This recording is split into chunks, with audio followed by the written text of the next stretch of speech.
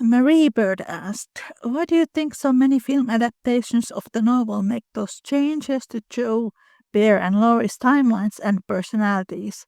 Do you think it's simply for the sake of streamlining things or because of other more complex storytelling challenges? It seems that every film adaptation makes the same, quote, adjustments or something similar. I have lots of thoughts about it. It started way back when the book was published. Laurie was a super popular character, and what I have read, things that we now think are terrible what he does, mainly threatening to hurt himself if Joe says no to him, or catfishing Meg. Back then, people thought it was romantic, and in general, being in this quote romantic misery was considered the most romantic thing in the world. When nowadays people think that it's creepy and pretty stalkerish, it's not healthy. The other part is that Laurie was rich, and when the book came out, most people expected women to marry rich men.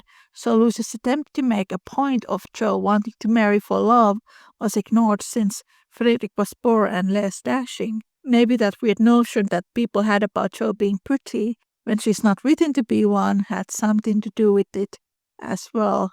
So people thought that Joe was pretty and then she should be with a pretty guy, but Joe is not written to be pretty. She's written to look very masculine and quite tall, and it was not considered very attractive in the 19th century. And at least based on the YouTube comments I get from people who criticize the actors who actually look like the book Joe, it doesn't seem to be very attractive today either. And then you get people like Greta Gerwig saying that, oh, Jo needs to feel herself as a winner. That's why she hired a hot Friedrich, because who can say no to handsome Timothy Chalamet? But Jo in the book, she's never attracted to Laurie. She's always very attracted to Friedrich. In the 1930s and 1940s, I believe they were still living under that romantic illusion that Laurie was perfect and that the things that he does in the novel are harmless. And Hollywood during this time, I'd say, would not make a, quote, romantic lead to harass the heroine. Like in these versions from 1949 and 1933, the feedback scene is actually pretty close to the book. Like it doesn't have Joe and Friedrich arguing or Joe being this immature woman child like in Gerwig's film, saying, oh, I'm going to be famous person and you are nothing. I can't even fathom how stupid it was. Because that's not the book Joe. Joe herself didn't like to write sensationalism, and Friedrich helped her to leave the magazine and become the writer that she wanted to be. So in these earlier films, Friedrich's feedback scene with Joe was a lot more gentle and closer to the book. And in the 1970s, this was changed and it was turned into an argument. For reasons I don't know why, every adaptation after that has decided to go with it. And we all know how that's working out. And if you think about it, it doesn't make any sense, but you can clearly see that it started in the 70s. Then Joe and Frederick argue in 1970 series, 1979 series, in 1994 film, 2019 film, and 2017 series. But it's not in the novel. With the 2019 film, they tried to disguise it as to be feminist, but honestly, how is it feminist for Jo to write sensational stories that she herself does not like, and then shout about it to the person who's trying to help her? And that doesn't happen in the novel, because Jo herself was smart enough to know that wasn't something that sensational writing wasn't something that she wanted to do. And we can trace that to Louisa May Alcott because she herself, in a way, grew out of that and wanted to be a seriously taken writer and took advice from these real-life critics like Emerson and then like Goethe, who was her favorite author. The switch of the proposal timeline already happened in the 1933 version, and it happens in every version except the 2017 series, I think. I remember Greta Gerwig saying that people only remember the movies because they are part of our public conscience. And I'm like, you just said that you love the book as the author. Why are you following the movie timeline? And many people say that Laurie forcefully kissing Jo in the 1994 version is romantic, and others don't like it. And it doesn't happen in the book at all.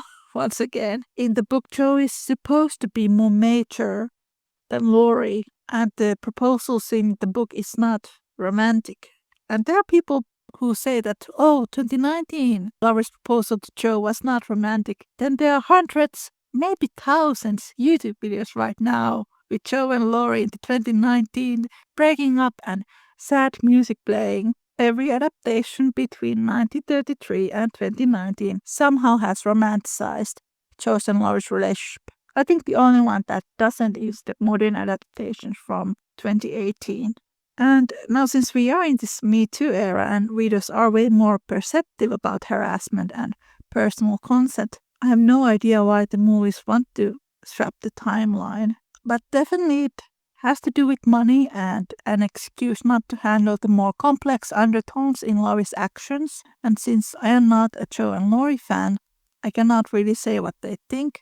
It does seem that a lot of these filmmakers just want Joe and Laurie together.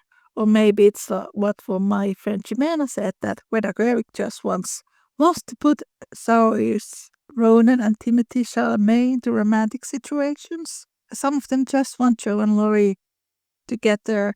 They include scenes that don't happen in the novel. Why else they never show the part of Laurie harassing Joe, Laurie wanting to work for Amy, and Laurie being lazy, or that Joe criticizes him for not liking school, which is a huge contrast for Joe loving the fact that Fredrik is a teacher. In the book, Laurie proposes Joe when she returns from New York and has started to develop these strong feelings for Fritz. In the films, when Laurie proposes before Joe goes to New York, it easily gives an impression that she's just running away from him without any actual reason. In the book, she felt uncomfortable. Hello, friends. It is Niina from the Little Woman podcast. Just to let you all know that the Little Woman podcast episode transcripts are now available as books. You can find them as paperbacks and ebooks. They are wonderful reading for all the fans of Louisa May Alcott. You can find all the links from the description.